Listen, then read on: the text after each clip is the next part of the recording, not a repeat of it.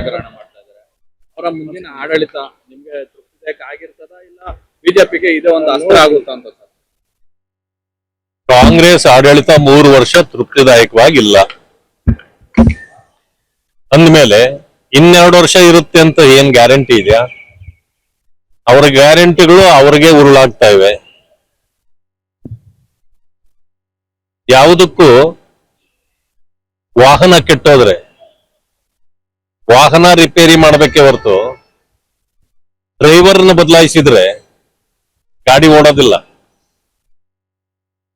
ಇವರು ಡ್ರೈವರ್ಗಳನ್ನ ಮಾತ್ರ ಬದಲಾಯಿಸ್ತವ್ರೆ, ವಾಹನನೇ ಬದಲಾಯಿಸ್ಬೇಕಲ್ಲ. ಜನ ವಾಹನನೇ ಬದಲಾಯಿಸ್ಲಿಕ್ಕೆ ತೀರ್ಮಾನ ಮಾಡ್ಕೊಂಡವ್ರೆ. ಅಂದ್ಮೇಲೆ ಆ ವಾಹನ ಯಾವುದು? ಭಾರತೀಯ ಜನತಾ ಪಕ್ಷ. 100ಕ್ಕೆ 100 ಬದಲಾಗತ್ತೆ. ಫುಲ್ ಮೆಜಾರಿಟಿಯಲ್ಲಿ ನಮ್ಮ ಸರ್ಕಾರ ಬರುತ್ತೆ. ಜನಪರವಾದ ಕೆಲಸಗಳನ್ನು ಇವ್ರು ಯಾವ್ದು ಮಾಡಿಲ್ವೋ ಅವುಗಳನ್ನು ನಾವು ಮಾಡ್ತೇವೆ. ಎಲ್ಲರಿಗೂ ಗೊತ್ತಿರತಕ್ಕಂಥದ್ದೇ ವಿಷಯ. ಕೊರೋನಾ ಸಂದರ್ಭದಲ್ಲೂ ಕೂಡ ರಾಜ್ಯವನ್ನ ದೇಶವನ್ನ ನಾವು ಯಾವ ರೀತಿ ನಿಭಾಯಿಸಿದ್ವಿ ಅಂತಕ್ಕಂಥ ಕಾಂಗ್ರೆಸ್ನವ್ರಿಗೂ ಗೊತ್ತಿದೆ. ಕಾಂಗ್ರೆಸ್ನವರು ಲಸಿಕೆ ಹಾಕ್ಸ್ಕೊಳ್ಬೇಡಿ, ನಿಮಗ್ ಗಂಡಸ್ತನೇ ಹೋಗ್ಬಿಡ್ತದೆ ಅಂತ ಹೇಳಿ ಕಾಂಗ್ರೆಸ್ನವರು ಹಾಕ್ಸ್ಕೊಂಡ್ರಲ್ಲ. ಅದರಿಂದಾಗಿ ನಾವು ಜನಪರವಾದ ತೀರ್ಮಾನಗಳನ್ನು ಮಾಡ್ತೇವೆ, ಅಧಿಕಾರವನ್ನು ಮಾಡ್ತೇವೆ. ಅದಕ್ಕೆ ಇವತ್ತು ದೇಶದಲ್ಲಿ ಬಿಜೆಪಿ ಸುಭದ್ರವಾಗಿರ್ತಕ್ಕಂಥದ್ದು. ಸುಳ್ಳುಗಳ ಮೂಲಕ ಇವರೇನು ಅಧಿಕಾರಕ್ಕೆ ಬಂದಿದ್ರು ಅದೆಲ್ಲವೂ ಈಗ ಜನರಿಗೆ ಅರ್ಥ ಆಗಿದೆ. ಆದ್ರಿಂದ ಈಗ ಡ್ರೈವರ್ ಮಾತ್ರ ಬದಲಾದ್ರೆ, ಚಾಲಕ ಬದಲಾದ್ರೆ ಕೆಟ್ಟೋಗಿರೋ ಗಾಡಿ ಓಡೋದಿಲ್ಲ, ಗಾಡಿನೇ ಬದಲಾಯಿಸ್ಬೇಕು. ಆ ಕೆಲಸ ಆಗತ್ತೆ. ಸರ್, ಕಳೆದ ನಿಮ್ಮ ರಾಜ್ಯದಲ್ಲಿ ನಿಮ್ಮ ಪಕ್ಷನೇ ಆಡಳಿತದಲ್ಲಿ ಅಲ್ಲೂ ಸಹ 2-3 ಸಿಎಂಗಳನ್ನ ಚೇಂಜ್ ಮಾಡೋದು, ಅದನ್ನ ನೀವು ಯಾಕೆ ಡಿಪೆಂಡ್ ಮಾಡಿ ಈಗ ನಿಮ್ಮ ಪಕ್ಷ ಆಡಳಿತಕ್ಕೆ ಬಂದಿಲ್ಲಲ್ಲ? ನಮ್ಮ ಆಡಳಿತ ಸರಿ ಇತ್ತು.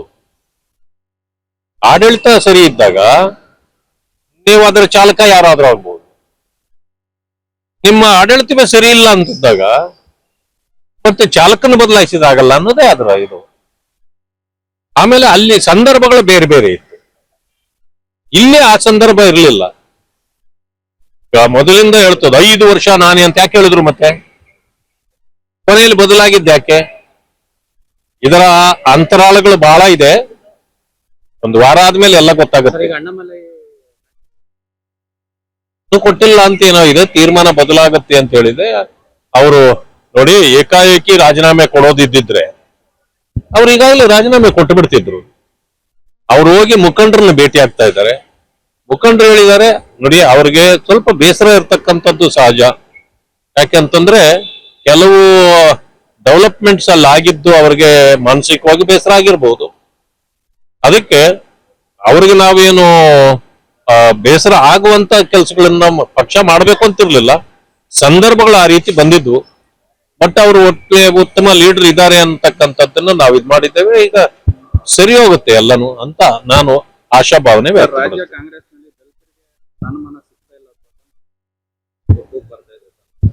ನೋಡಿ, ಒಂದೇ ಮಾತಿನಲ್ಲಿ ಹೇಳ್ತೇನೆ, ಸತ್ತ ಎಣಗಳ ರೀತಿ ಬದುಕಬಾರದು ದಲಿತರು. ಬಾಬಾ ಸಾಹೇಬ್ ಅಂಬೇಡ್ಕರ್ ಅವರು ಮೊದಲೇ ಹೇಳಿದ್ದಾರೆ, ಕಾಂಗ್ರೆಸ್ನಲ್ಲಿ ನಿಮಗೆ ಭವಿಷ್ಯ ಇಲ್ಲ, ಅದು ಸುಡುವ ಮನೆ. ನಿಮ್ಮ ಭವಿಷ್ಯಗಳನ್ನ ಬೇರೆ ಬೇರೆ ಕಡೆ ರೂಪಿಸ್ಕೊಳ್ಳಿ ಅಂತ. ನಾವ್ ಎಚ್ಚೆತ್ಕೊಂಡು ಕಾಂಗ್ರೆಸ್ ಅಲ್ಲಿ ಇದ್ದವರು ಬಿಟ್ಟು ಓಡೋದಕ್ಕೆ ನಾವು ಬಿಜೆಪಿಗೆ ಬಂದ್ವಿ. ನೋಡಿ ನಮ್ಮ ಪರಿಸ್ಥಿತಿ ಇವತ್ತು ಹೆಂಗಿದೆ. 8 ವರ್ಷದಲ್ಲಿ ಇವತ್ತು ನಾನು ವಿರೋಧ ಪಕ್ಷದ ನಾಯಕನ ಸ್ಥಾನವನ್ನ ಅಲಂಕರಿಸಿದ್ದೇನೆ. ನಮ್ಮ ಪಕ್ಷದಲ್ಲಿ ಹೇಗೆ ಅಂತಂದ್ರೆ 3,000 ರೂಪಾಯಿಗೆ ಮುಸುರೆ ತಿಕ್ತಿದ್ದವರು ಬೇರೆ ಮನೆಗಳಲ್ಲಿ ಅವ್ರಿಗೆ ಟಿಕೆಟ್ ಕೊಟ್ಟು MLA ಮಾಡಿ ಅವ್ರನ್ನ ಮಂತ್ರಿ ಮಾಡತಕ್ಕಂತ ವ್ಯವಸ್ಥೆ ಭಾರತೀಯ ಜನತಾ ಪಕ್ಷ. ಕಾಂಗ್ರೆಸ್ನಲ್ಲಿ ಮಂತ್ರಿ ಆಗೋದು ಆ ಮುಸುರೆ ತಿಕ್ಕೋ ಹೆಣ್ಣಿಗಿರೋ ಬೆಲೆನೂ ಕೂಡ ಅವ್ರಿಗಿಲ್ಲ. ನಾನು ಹೇಳಿದ್ದೀನಿ, ಮುಖ್ಯಮಂತ್ರಿ ಸಿಕ್ಕಲಿಲ್ಲ ಅಂದ್ರೆ ದಲಿತರು ನಿಮಗೆ ಸ್ವಾಭಿಮಾನ ಇದ್ರೆ, ಬಾಬಾ ಸಾಹೇಬ್ ಅಂಬೇಡ್ಕರ್ ರವರ ಆ ನೀತಿ ಸಿದ್ಧಾಂತಗಳಲ್ಲಿ ನಿಮ್ಗೆ ಏನಾದ್ರೂ ಗೌರವ ಇದ್ರೆ, ಸಂವಿಧಾನದ ಬಗ್ಗೆ ನಿಮಗೆ ಗೌರವ ಇದ್ರೆ, ನೀವು ಆ ತುಂಡು ಅಧಿಕಾರಿಗಳನ್ನ ತ್ಯಜಿಸಿ ಯಾವುದನ್ನು ತಗೊಳ್ಬಾರ್ದು, ವಿರೋಧ ಮಾಡಿ ಅಂತ. ಇವ್ರು ಏನು ಮಂತ್ರಿಗಿರಿಗೂ ಹೋರಾಟಗಳು ಮಾಡ್ತಾವ್ರೆ ಅಂತಂದ್ರೆ ಅವ್ರಿಗೆ ನಾಚಿಕೆ ಆಗುತ್ತೆ. ನನಗನ್ಸ್ತಕ್ಕಂಥದ್ದು, ಮಾನ್ಯ ಖರ್ಗೆಜಿ ಅವರು ಮುಖ್ಯಮಂತ್ರಿ ಆಗೋ ಸ್ಥಾನ ಅಲ್ಲ, ಕೇಳೋ ಸ್ಥಾನದಲ್ಲಿಲ್ಲ, ಕೊಡೋ ಸ್ಥಾನದಲ್ಲಿದ್ದಾರೆ. ಅಂತ ಸಂದರ್ಭದಲ್ಲೂ ಅವರು ಮುಖ್ಯಮಂತ್ರಿ ದಲಿತರು ಆಗಬೇಕು ಅಂತ ಹೇಳಿ ಮಾತಾಡದೇ ಇರೋದು ಅವರು ಎಂತ ನಾಯಕತ್ವ ಅವ್ರದ್ದು ಅನ್ನೋದನ್ನು ಎತ್ತಿ ತೋರಿಸ್ತಾ ಇದೆ. ಭವಿಷ್ಯ ಈ ದಲಿತ ನಾಯಕರಿಂದ ದಲಿತ ಸಮುದಾಯಕ್ಕೆ ಇವತ್ತು ಅಪಮಾನ ಆಗ್ತಾ ಇದೆ. ಕಾಂಗ್ರೆಸ್ ಯಾವತ್ತಿಗೂ ದಲಿತರನ್ನ ಮುಖ್ಯಮಂತ್ರಿ ಮಾಡಲ್ಲ ಅನ್ನೋದು ಈಗ ಸಾಬೀತಾಗಿದೆ.